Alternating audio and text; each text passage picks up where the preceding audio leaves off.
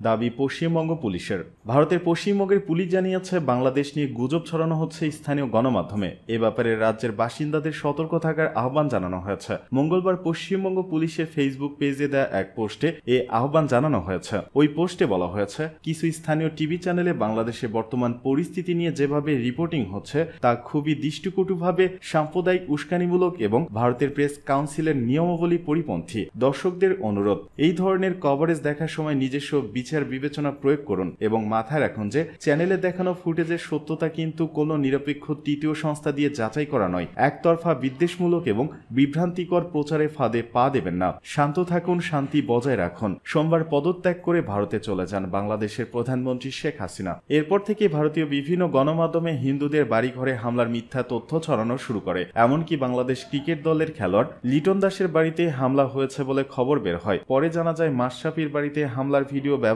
করে সেটি লিটন দাসের বাড়ি বলে গুজব ছড়ানো হয়েছে। বাংলাদেশে দীর্ঘমেয়াদী শান্তি প্রতিষ্ঠায় অন্তর্বর্তীকালীন সরকার গুরুত্বপূর্ণ ভূমিকা রাখবে, জানালো যুক্তরাষ্ট্র। যুক্তরাষ্ট্র জানিয়েছে, বাংলাদেশ আজ যে অন্তর্বর্তীকালীন সরকার গঠন করা হবে তাকে দেশটি গণতান্ত্রিক নীতি, আইনের শাসন ও জনগণের ইচ্ছার প্রতি শ্রদ্ধাশীল হতে হবে। ওয়াশিংটনে স্থানীয় সময় বুধবার নিয়মিত ব্রিফিংয়ে মার্কিন পররাষ্ট্র দপ্তরের মুখপাত্র ম্যাথু মিলার বলেন, গতকাল মার্কিন পররাষ্ট্রমন্ত্রী অ্যান্টনি ব্লিংকেন বলেছেন যে অন্তর্বর্তীকালীন সরকার যেসব সিদ্ধান্ত নেবে সেগুলোতে বাংলাদেশের গণতান্ত্রিক মূল্যবোধ, আইনের শাসন ও জনগণের ইচ্ছার প্রতি সম্মান দেখাতে হবে। অন্তর্বর্তীকালীন সরকার বাংলাদেশে দীর্ঘমেয়াদী শান্তি ও রাজনৈতিক স্থিতিশীলতা প্রতিষ্ঠায় গুরুত্বপূর্ণ ভূমিকা পালন করবে বলে মন্তব্য করেন মিলার। তিনি আরো বলেন, তারা বাংলাদেশের অবস্থা পর্যবেক্ষণ অব্যাহত রেখেছে এবং অধ্যাপক ডক্টর মোহাম্মদ ইউনূসকে একটি অন্তর্বর্তীকালীন সরকারের নেতা হিসেবে নিয়োগের বিষয়টি প্রত্যক্ষ করেছেন। শেখ হাসিনার ছেলে সজীব অজের জয়ের সর্বশেষ ভিডিও বার্তার বিষয়ে এক প্রশ্নের জবাবে ম্যাথু মিলার বলেন, নিজ দেশের কোনো নাগরিকের বক্তব্য নিয়ে তার কোনো মন্তব্য নেই। ম্যাথু মিলার আরো বলেন, তারা ইতিমধ্যেই বাংলাদেশের কর্তৃপক্ষের সাথে কথা বলেছে এবং যুক্তরাষ্ট্রের সামনে কি পদক্ষেপ দেখতে চায় তা জানিয়েছে। তিনি বলেন, যেহেতু অন্তর্বর্তীকালীন সরকার সিদ্ধান্ত নেবে, তারা যেন গণতান্ত্রিক নীতির প্রতি শ্রদ্ধা দেখিয়ে কাজ করে সেটি দেখতে চায় যুক্তরাষ্ট্র। সাবেক প্রধানমন্ত্রী শেখ হাসিনার ছেলে সজীব অজের জয় বলেছেন, সর্ববৃহৎ ও প্রাচীন গণতান্ত্রিক রাজনৈতিক দল বাংলাদেশ আওয়ামী লীগকে বাদ দিয়ে বাংলাদেশে গণতন্ত্র ও নির্বাচন সম্ভব নয়। বুধবার রাতে এক ভিডিও বার্তায় তিনি বলেন, বর্তমানে যারা ক্ষমতায় আছে তাদের উদ্দেশ্যে এসব কথা বলবো।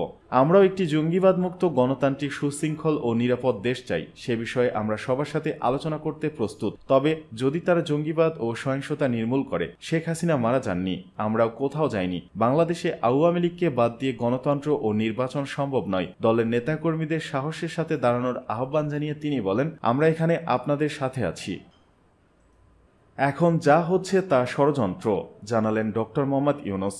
শান্তিতে নোবেলজয়ী অর্থনীতিবিদ, বাংলাদেশের অন্তর্বর্তীকালীন সরকারের প্রস্তাবিত প্রধান উপদেষ্টা অধ্যাপক ডক্টর মোহাম্মদ ইউনূস বলেছেন, সরকারের উপর মানুষের আস্থা নেই, সরকারের উপর আস্থা ফিরিয়ে আনতে হবে। এজন্য সবার আগে দেশে সহিংসতা রোধ করতে হবে। এখন যা হচ্ছে তা ষড়যন্ত্র। বৃহস্পতিবার ফ্রান্স থেকে দেশে ফিরেছেন ডক্টর মোহাম্মদ ইউনূস। বেলা 2:10 দিকে তিনি ঢাকার হযরত শাহজালাল আন্তর্জাতিক বিমানবন্দরে এসে পৌঁছান। এরপরে তিনি বিমানবন্দরে এসব কথা বলেন। তিনি বলেন, গত কয়েকদিনে দেশের মধ্যে সহিংসতা হয়েছে, সেগুলো ষড়যন্ত্র। এটাকে রোধ করতে হবে। তাদের লাঠিপিটা করলে হবে না। সহিংসতাকারীদের আইনের হাতে তুলে নিতে হবে। কোনো প্রকার প্রতিহিংসামূলক কাজ করা যাবে না। ডক্টর মোহাম্মদ ইউনূস বলেন, আমার উপর যদি আস্থা এবং বিশ্বাস রাখেন তাহলে এটা নিশ্চিত করতে হবে কারো উপর কোনো প্রকার হামলা করা যাবে না, বিশৃঙ্খলা করা যাবে না। যদি বিশৃঙ্খলা করা হয় তাহলে আমি এই দায়িত্বে থাকব না।